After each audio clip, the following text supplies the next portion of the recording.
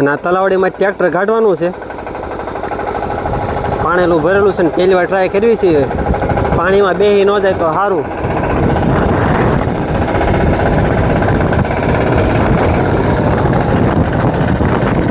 વાંધો તો નહીં આવે, હાલ્યો આવે છે ધીમું ધીમું.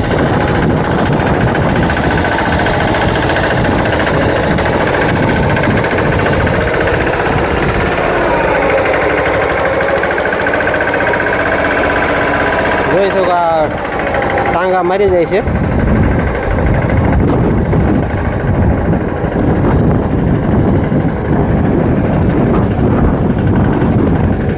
આગળ એક પાણી વહી ગયું ને બીજું આવ્યું છે.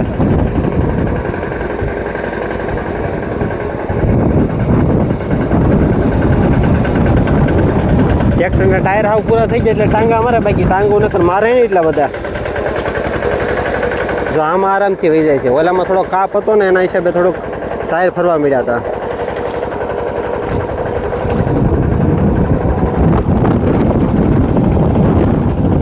આવો છે વાડીનો રસ્તો ભાઈ. આ પાણી ઠેઠ લગી ભરેલું છે આમ આગે સુધી. જો આ છે તલાવડી વસાળે ખેતરનો રસ્તો છે.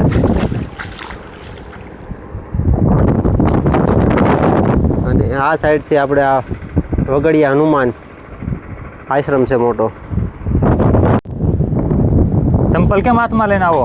ઓલા પાણીમાં આવેલો કપ ચપ્પલ ખોતી ગઈ, ડટી નીકળી ગઈ. હા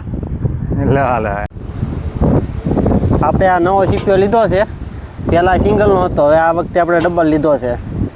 એમાં એક હારે બધા ભલકા મારીને તો બધો ડાટો થઈ જતો હતો, એટલે આગળ પાછળ બે આવા લોડિયા મારી દીધા છે. અને આગળ 4 દાંતા રાખ્યા ને પાછળ 5 દાંતા રાખ્યા છે. અને આવા ઘઉં આવ્યું છે અને એમાં હાંકવાનું છે આપણે.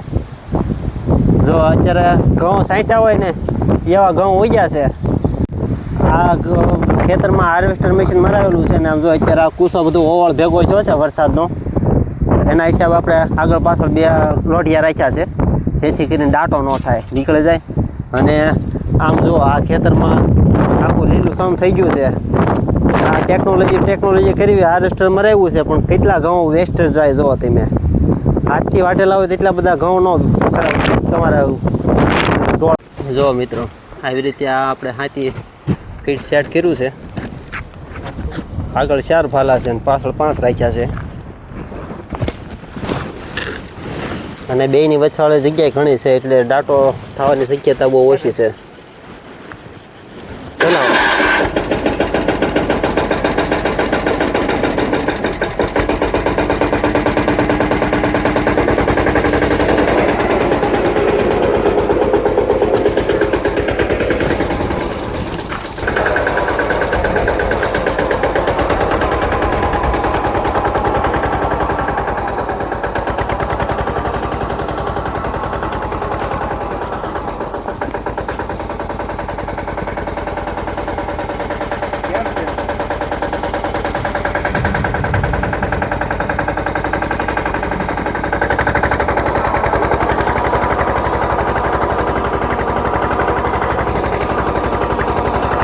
પાછલા સેવા કરવા માંગે છે.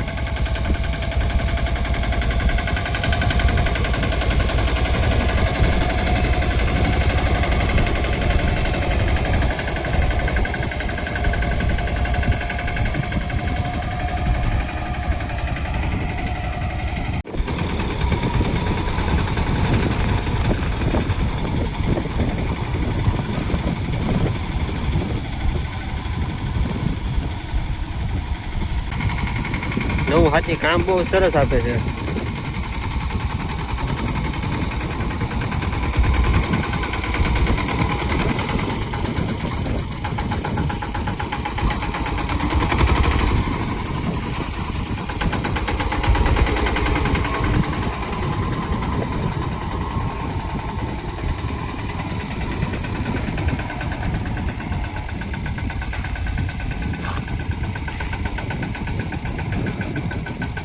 લીલું દેખાય ને ત્યાં સુધી ઘઉં વાયું છે.